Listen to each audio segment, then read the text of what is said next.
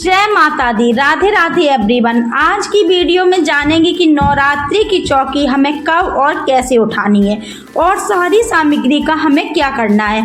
देखिए, माता रानी पूरे 9 दिन हमारे घर में विराजमान रहती हैं और दशहरे के दिन हम चौकी उठाते हैं। तो चौकी हम कैसे उठाएंगे, सारे सामान का क्या करेंगे, तो वो हम देख लेते हैं। तो सबसे पहले तो आप चौकी उठाने से पहले चौकी पर दिया जला लें। हम दिया जला के हम पूजन करेंगे, जैसे हम रोजाना पूजन करते थे उसी तरह से माता रानी का पूजन कर लेंगे।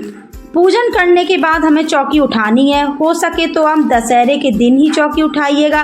पूरे 9 दिन तक माता रानी घर में विराजमान रहनी चाहिए। तो देखिए, दशहरे के दिन सुबह सुबह दिया बाती करने के बाद जब दीपक शांत हो जाएगा उसके बाद हम चौकी उठाएंगे। सबसे पहले जल के छींटे लगाएंगे। जो भी चौकी है पूरी चौकी पर सभी देवी देवताओं पर जल के छींटे लगा देंगे। जल के छींटे लगाना विसर्जन का एक स्वरूप होता है। जल के छींटे लगाने के बाद जो भी चौकी पर हमने देवी देवताओं की मूर्तियां स्थापित की हैं उन्हें अपनी जगह पर वापस रख देंगे। जो भी दक्षिणा हमने चढ़ाई थी वो कन्याओं को दे देंगे। साथ में जो भी आप खीर पूड़ी चने का भोग आपने चढ़ाया था वो भी हम कन्याओं को बांट देंगे। इसके अलावा जो नारियल है उस नारियल को उठाकर किसी बच्चे से या पुरुष से फुड़वाकर कन्याओं को प्रसाद रूप में बांट देते हैं। हमारे यहाँ पर ये नारियल नवमी के दिन ही उठा लिया जाता है। आपके यहाँ पर अगर इसका विसर्जन होता है तो आप दशहरे के दिन उठाइएगा। इसके साथ ही जो हमने चावल कलश में रखे थे, कलश के ऊपर प्लेट में रखे थे, वो पक्षियों को या गाय को खिला देंगे। इसके बाद जो कलश है उस कलश का जल हम माता रानी के मंदिर में चढ़ाएंगे और कलश के जल से सारे घर में छींटे लगा देंगे। जल चढ़ाने के बाद कलश में से सुपारी और सिक्का निकाल कर घर में रख लेंगे और जो भी माता रानी की मूर्ति है वो हम अपने घर के मंदिर में रखेंगे।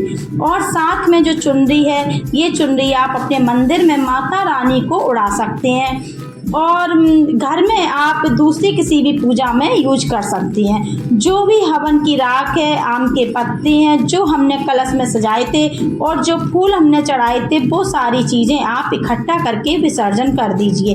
अगर कोई नदी वगैरह नहीं है तो आप इनको पौधों में भी डाल सकते हैं। कुछ ही दिनों में इनका खाद बन जाएगा। सामान को इधर उधर नहीं फेंकना है, पौधों में डाल सकते हैं। इसके साथ ही देखिए, जो जवारे हैं वो दशहरा पूजा में उपयोग किए जाते हैं और अगर आपके यहाँ दशहरा पूजा में नहीं चढ़ाए जाते हैं तो आप ये जवारे किसी भी मंदिर में जाकर, माता रानी के मंदिर में जाकर रख सकते हैं या इनका जल विसर्जन कर सकते हैं। इसके साथ ही जो भी श्रृंगार का सामान आपने माता रानी को चढ़ाया है इसमें से 1-2 चीज़ें आप अपने पास रख लीजिएगा, बाकी चीज़ें दान कर देते हैं। तो इस तरह से हम पूरी चौकी का सामान उठा देते हैं। जो हमने आसन बिछाया है उनको हम धोकर साफ करके दोबारा पूजा में यूज करेंगे और जो चौकी भी हमने अपनी पूजा में यूज कर लेंगे। और देखिए, कुछ लोग कन्या पूजन के बाद ही चौकी उठा देते हैं।